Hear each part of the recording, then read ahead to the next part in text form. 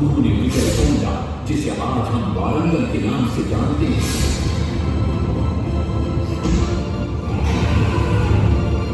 कि काकतीय वंश के राजा गणपति को परास्त किया।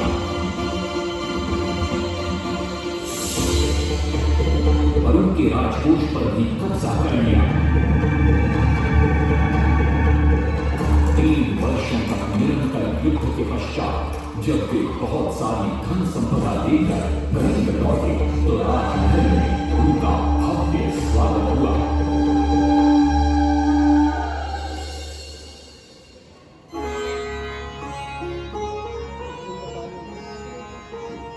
राजमाता कस्तूरी देवी पुत्र नरसिंह देव की वीरता से बहुत प्रसन्न हुई और पुत्र के सामने अपने मन की इच्छा प्रकट की।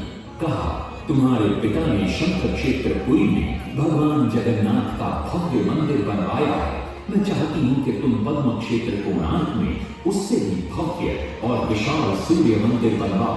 किंतु नरसिंह देव माता से प्रति प्रश्न करते हैं, सूर्य मंदिर ही क्यों, और वो भी कोणार्क में?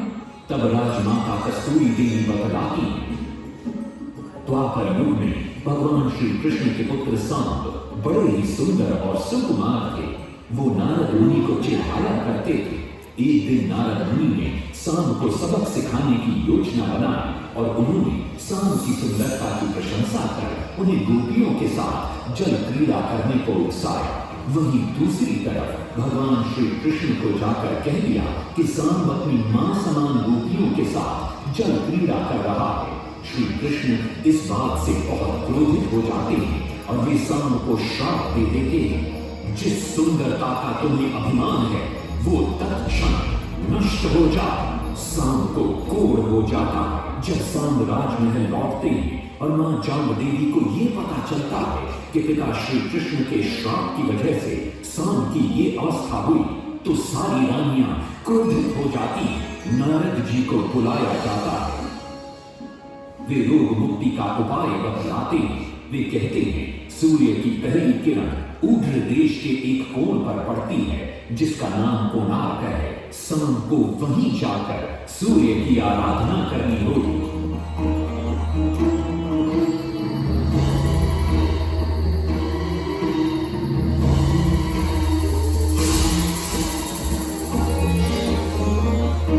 बहुत ही लंबी और कठिन यात्रा के पश्चात सांब अपने सैनिकों और सेवकों के साथ कोणार्क की चंद्रभागा नदी के तट पर पहुंचते हैं और नित्य प्रातः स्नान के बाद सूर्य की आराधना आरंभ करते हैं।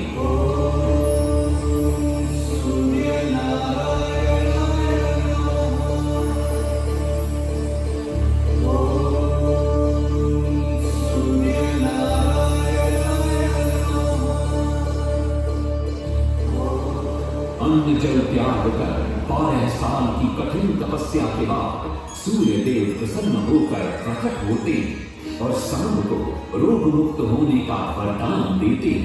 पुत्र, आज रात्रि के चतुर्थ प्रहर में स्नान करते समय नदी के तल में तुम्हें एक वस्तु मिलेगी। वो मेरा ही प्रतिरूप होगी। उसका स्पर्श पाते ही तुम इस पूर्ण रोग से मुक्त हो जाओगे।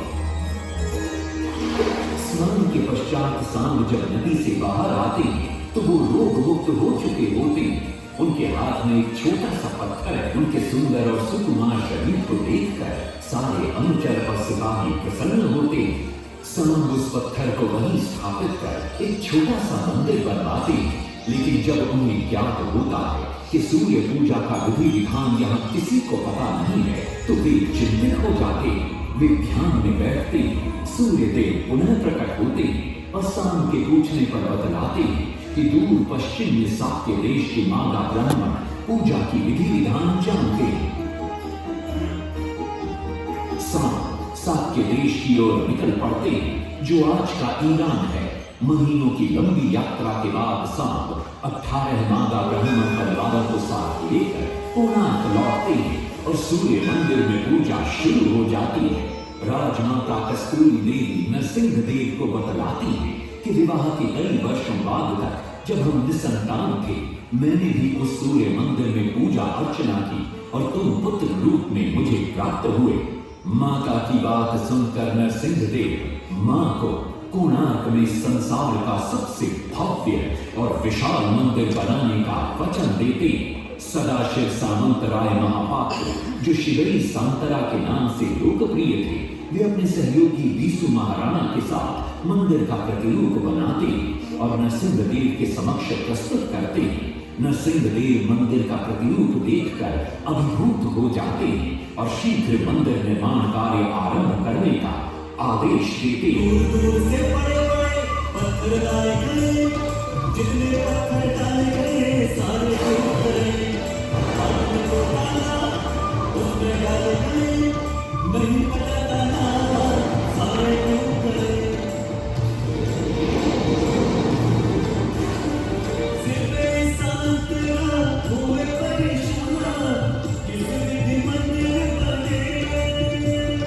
सिर्फ सांतरा हुए परेशान, किसी भी मंदिर बने। एक दिन वे चिंतामग्न कोणार्क लौट रहे थे, तभी उन्हें प्यास महसूस हुई। उन्हें पास ही में एक कुटिया दिखाई पड़ती है, जहाँ एक बूढ़ी औरत से उनकी भेंट होती है। शिवई सांतरा पानी मांगते हैं। बूढ़ी औरत पानी के साथ गरम गरम भोजन भी लेकर आती है। वे थाली के बीच में हाथ डालते हैं, जिससे उनका हाथ जल जाता है। तब वो बूढ़ी औरत मुस्कुराकर कहती है, तुम तो शिवई सांतरा की तरह बीच से भोजन उठाकर खा रहे हो। ये सुनकर शिवई सांतरा को अपनी भूल का एहसास होता है। माता रामचंद्र ने उपाय सुझाया, समझे सिर्फ सांतरा।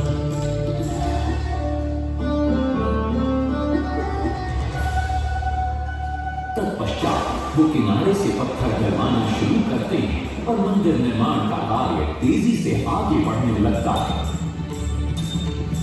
1200 शिल्पियों ने 12 वर्ष में मंदिर बनाया। घोड़े साथ सजा कर रथ में सारे का चक्र बनाया।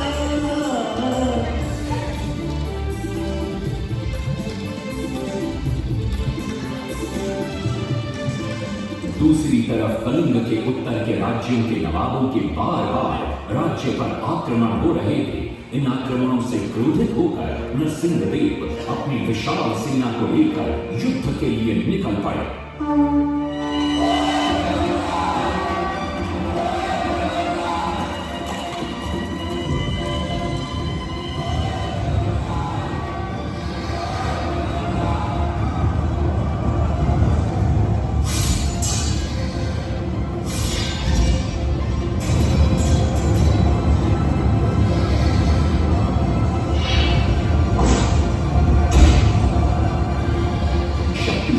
गौरवंग के नवाबों को भी युद्ध में परास्त कर दिया और उनसे प्राप्त सारा धन अपने कब्जे में लेकर सूर्य मंदिर के निर्माण कार्य में लगा दिया।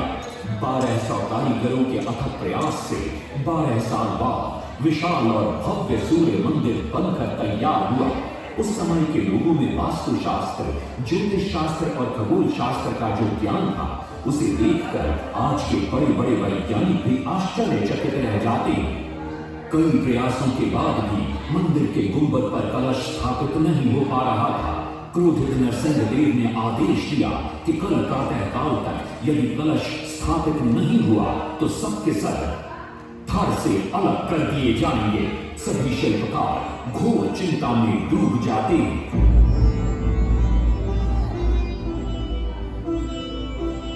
दूसरी तरफ मुख्य शिल्पकार बीसू महाराणा का 12 साल का बेटा धर्मपद सूर्य मंदिर के प्रतिरूप पर कलश बिठाकर प्रसन्न होता है और मां के सामने अपने पिता से मिलने की इच्छा व्यक्त करता है। मां अपने बागीचे के देर पोटली में बांध कर देती है और कहती है, अपने कुत्ते बलिया को साथ लेकर कोणार्क जाओ।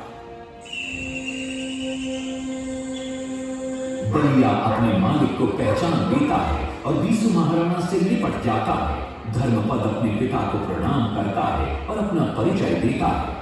सबको चिंता में देखकर वो अपने पिता से इसका कारण पूछता है।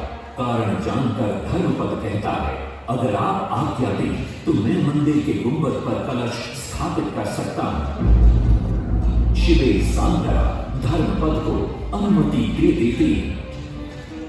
धर्मपद गुंबद पर चढ़ जाता है और कुछ ही समय के प्रयत्न के पश्चात वो कलश को स्थापित करने में सफल हो जाता है।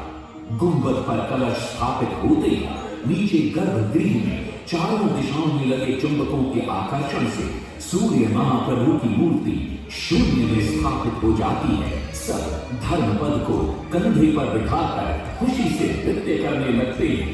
तभी कुछ कारीगर इसका विरोध करते हुए कहते हैं, अगर सुबह राजा को ये पता लग गया कि इस बच्चे ने कलश को स्थापित किया है तो किसी का बचना संभव नहीं है, इसलिए धर्मपद को मरना होगा। इस बात से शिवई सांतरा बड़े क्रोधित हो जाते हैं। भीषण वाद विवाद छिड़ जाता है। ये सब देखकर धर्मपद गहरी चिंता में पड़ जाता है और वो सोचता है कि यदि मेरे जीवित रहने से इन सब का सर काट दिया जाएगा तो इससे अच्छा है कि मैं आत्म बलिदान कर दूं ताकि सबके प्राण बच जाएं। और उसी पल धर्मपद नवनिर्मित सूर्य मंदिर के शिखर पर चढ़ जाता है।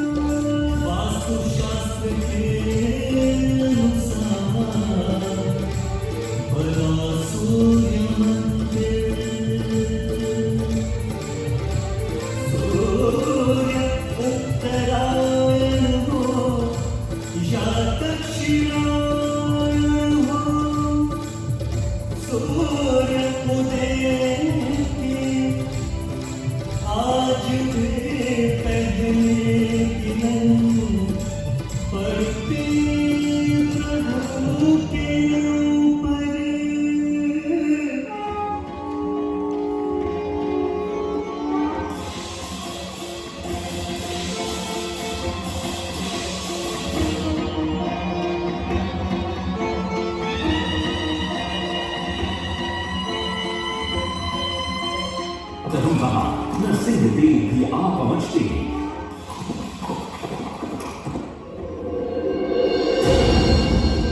और सूर्य महाप्रभु को शून्य में स्थापित देख वे भी आनंद से भर जाते हैं और शिवई सांतरा की भूरी भूरी प्रशंसा करते हैं। वो ये भी घोषणा करते हैं कि माघ शुक्ल पक्ष की सप्तमी को मंदिर की प्राण प्रतिष्ठा की जाएगी। लेकिन शिवई सांतरा कहते हैं, राजन तिथि तो अच्छी है लेकिन मंदिर की प्राण प्रतिष्ठा के लिए ये शुभ नहीं है। किंतु राजा अपनी बात पर अड़ जाते हैं। शिवई सांतरा को दुख होता है और कोई वाद विवाद किए बिना वे हमेशा के लिए वहां से चले जाते हैं।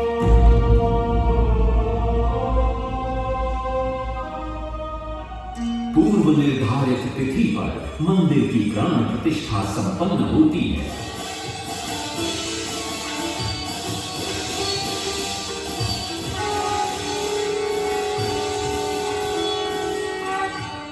लेकिन कुछ दिनों बाद अमंगल होना शुरू हो जाता है। सबसे पहले विराट सिंह की मूर्ति नीचे आ गिरती है। तत्पश्चात मंदिर की शिलाओं का गिरना भी शुरू हो जाता है। नरसिंह देव को अब समझ में आता है कि शिवई सांतरा का कहना सही था, लेकिन देर हो चुकी थी। बहुत साल बाद मंदिर के आसपास जंगल उगाए और ये मंदिर घने जंगलों के बीच छुप गया। जब अंग्रेजों ने जंगल के बीच इस मंदिर को देखा तो उन्होंने इसका पुनरुद्धार किया। आज आप उसी विशाल मंदिर के भग्नावशेष देख रहे हैं। ये है इस प्रसिद्ध मंदिर की कथा। अब इस कथा में कितनी सत्यता है और कितनी कल्पना है ये तो किसी को नहीं मालूम, लेकिन ओडिशा की जनश्रुतियों में यही कथा विद्यमान है।